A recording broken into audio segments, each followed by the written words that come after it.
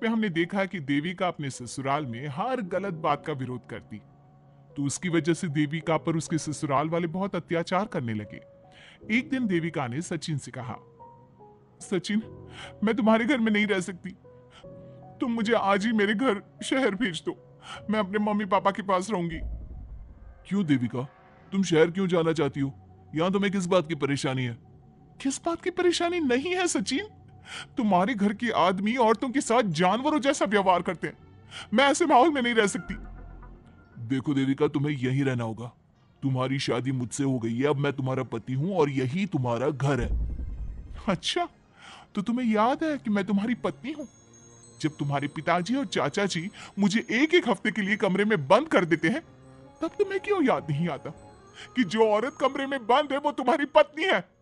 जब तुम्हारे जीजाजी और भाई मुझसे बदतमीजी से बात करते हैं, मुझे खाने के लिए कुछ नहीं देते, तब भी तुम्हें याद नहीं आता कि मैं तुम्हारी पत्नी हूं? देखो देविका, तुम बेकार की बातें मत करो, तुम यहाँ ढंग से रहोगी, सबकी बात मानोगी, तो कोई तुम्हें कुछ नहीं कहेगा। इस तरह जानवर की तरह रहना ढंग से रहना है तो सॉरी सचिन, मैं नहीं रह सकती, मैं आज ही अपने घर जाऊंगी।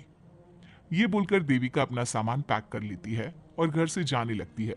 सचिन भी उसके पीछे पीछे चलता है और उसे समझाने की कोशिश करता है। जब ये सब जोगिंदर ने देखा तो बोल पड़ा, बहू, यह सब क्या हो रहा है? कहां जा रही हो? सचिन, बताओ अपने पिताजी को कि कहां जा रही हूं मैं। तुम्हें शर्म नहीं आती अपने पति का नाम लेते हुए? मैं अपने पति का नाम ले रही हूं, इसमें आपको क्या परेशानी है? आपका नाम तो नहीं ले रही हूं ना? देविका, ये किस तरह से बात कर रही हो तुम पिताजी से? जिस तरह से करनी चाहिए उस तरह से कर रही हूं बात। इससे अच्छी तरह से मैं तुम्हारे घर के किसी भी आदमी से बात नहीं कर सकती। तीनों की बात सुनकर घर के बाकी लोग भी वहां आ जाते हैं। तभी जोगिंदर कहता है, हमारे घर की औरतें अपने मर्दों का नाम नहीं लेती। तुम्हारे शहर में होता होगा, लेकिन हमारे यहाँ पर ऐसा कुछ नहीं होता। बहू, सचिन तुम्हारा पति है, तुम उसका नाम मत लिया करो। तुम अपने पति का नाम लेने की जगह ए जी, ओ जी, सुनो जी कहा करो। पति ना परमेश्वर होता है। तो परमेश्वर का तो हम नाम लेते हैं। क्यों माँ जी, क्या आप अपने इष्ट देव का नाम नहीं लेती? माँ जी, ये सब इन पुरुषों के बनाए तौर तरीके हैं, औरतों को दबाने के लिए। ये बेशर्म लड़की ऐसा नहीं सुधरेगी, ये हमारे घर की औरतों को भड़का रही है। सचिन, तुम इसे चुप कराओगे या फिर मैं करूं? नहीं नहीं पिताजी, मैं अभी समझा देता हूं। चलो देविका अंदर, और कितना तमाशा बनाओगी मेरा? सचिन, मैं अंदर नहीं बाहर जाऊंगी, अब मैं यहां नहीं रह सकती। देविका की बात सुनकर महेंद्र कहता है, भाई साहब, ये लड़की इस घर से और गांव से बाहर ना जानी चाहिए, नहीं तो हमारे घर और गांव की औरतें भी ऐसी ही हरकतें करेंगी, वो भी मर्दों के खिलाफ बगावत करेंगी।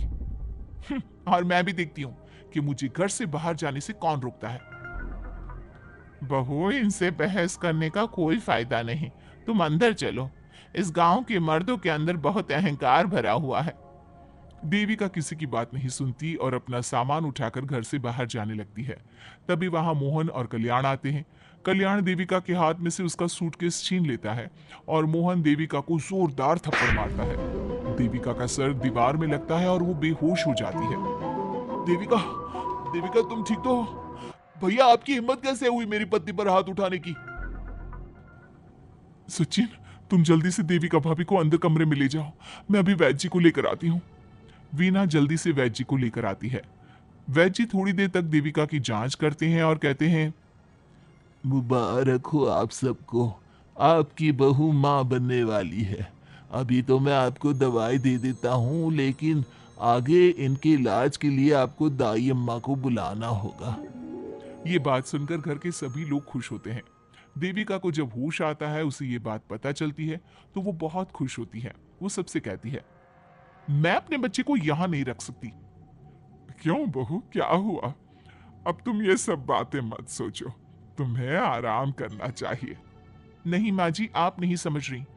अगर मेरा बेटा हुआ तो इस घर के मर्दों की तरह अहंकारी और औरतों पर जुल्म करने वाला बनेगा, और अगर मेरी बेटी हुई तो वो जानवरों की तरह जुल्म सहने वाली बनेगी, और दोनों ही अनपढ़ रहेंगी। देविका की बात सुनकर घर की सभी औरतों को पहली बार एहसास हुआ कि वो किस अंधकार वाले समाज में जी रही हैं। लेकिन फिर भी घर की सारी औरतें उसे ही समझाती हैं। बहू, देखो, तुम्हारी बात सही है, लेकिन तुम इस हालत में सफर नहीं कर सकती। हाँ बहू, तुम यहीं रहो, अपना और अपने बच्चे का ख्याल रखो। देखो ना देविका भाभी, हमें बिल्कुल भी पढ़ना लिखना नहीं आता, अपना नाम भी नहीं लिख पाते, तो आप मुझे थोड़ा पढ़ा दीजिए ना। देविका, तुम्हारी बातें सुनकर पहली बार हमें एहसास हुआ है कि कैसे माहौल में हम जी रहे हैं। तुमने हमारे अंदर उम्मीद की नई रोशनी पैदा की है। यहाँ से मत जाओ तुम। देविका ने घर की औरतों की बात सुनी तो उसका दिल पसीज गया। उसने गांव में ही रहने का फैसला लिया। वो अपने घर की औरतों को रोज पढ़ाती, उन्हें अपने अधिकारों के बारे में, देश के बारे में बताती। इसी तरह कई दिन बीत गए और एक दिन सुजाता ने सचिन से कहा, सचिन, देविका की तबीयत ठीक नहीं, तुम जल्दी जाकर दाई अम्मा को बुला लाओ ना। भाभी, दाई अम्मा क्या कर लेंगे? आप किसी डॉक्टर को बुला लो, मेरी तबीयत ठीक नहीं है। देविका, गांव के लोग डॉक्टर पर भरोसा नहीं करते। दाई अम्मा बरसों से ये काम कर रही है, वो तुम्हें ठीक कर देगी। सचिन, तुम्हारे घर वाले अनपढ़ हैं, तुम तो पढ़े लिखे हो ना। देख नहीं रहे मेरी हालत क्या हो रही है। तभी तो बोल रहा हूँ, समय बर्बाद मत करो, मैं अभी आता हूँ। सचिन दाई अम्मा को बुलाकर ले आता है। दाई अम्मा घरेलू नुस्खों से देविका का इलाज तो कर देती है। कुछ समय के लिए उसकी हालत भी स्थिर हो जाती है, लेकिन वो पूरी तरह से ठीक नहीं होती। फिर देविका सचिन से कहती है, सचिन, मुझे समझ में नहीं आ रहा तुम मुझे डॉक्टर के पास क्यों नहीं ले जा रहे। मैं माँ बनने वाली हूँ और मुझे ये भी नहीं पता कि मेरा हेमोग्लोबिन कितना है। दाई अम्मा कर रही है ना तुम्हारा इलाज। लेकिन दाई अम्मा को कुछ समझ में नहीं आ रहा कि मेरे साथ क्या हो रहा है। अगर देखो तुम मुझे नहीं लेकर गए ना तो मैं खुद ही चली जाऊंगी। अगले दिन देविका की तबीयत दोबारा बिगड़ जाती है और दाई अम्मा के किसी भी नुस्खे से वो ठीक नहीं हो रही थी। देविका ने सारी हिम्मत जुटाई और वो अकेली ही डॉक्टर के पास जाने लगी। उसे देखकर मोहन कहता है, बहू, इस हालत में कहाँ जा रही हो? आप लोगों के भरोसे रही ना तो आप लोग मुझे मार ही डालोगे। डॉक्टर के पास जा रही हूं मैं। बहू, तेरा दिमाग तो ठिकाने पर है। हमारे घर की औरतें मर्दों से इलाज नहीं कराती। हे भगवान, इन जाहिल लोगों को मैं कैसे समझाऊं। डॉक्टर औरतें भी होती हैं। बहू, तो हमें पागल मत बना। हमने तो कभी कोई महिला डॉक्टर नहीं देखी। तू झूठ बोलकर निकलना चाहती है ना? इस गांव की सरहद से आप लोग कभी बाहर नहीं गए ना, इसलिए आप लोगों को नहीं पता कि महिलाएं डॉक्टर के अलावा क्या क्या है। ए लड़की, तुझसे तमीज से बात कर रहे हैं तो तू ज्यादा हवा में मत उड़। बोला ना एक बार, चल अंदर जा। चाचा जी, मैं अंदर नहीं जाऊंगी, डॉक्टर के पास जाऊंगी। मेरा इलाज सिर्फ डॉक्टर ही कर सकता है।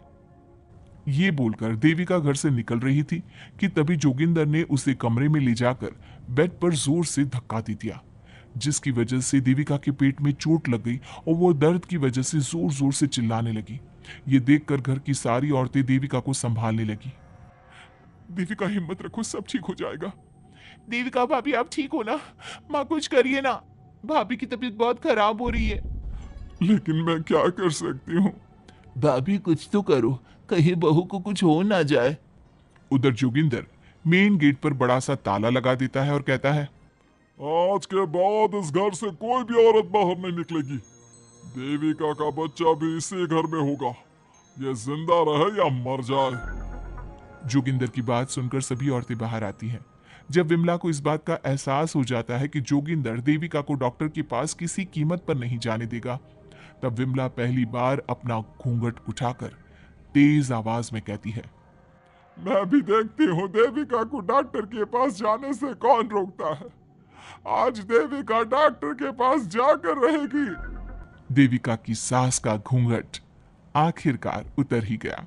घर के आदमियों ने पहली बार विमला का ये रूप देखा था और उसकी तेज आवाज पहली बार सुनी थी।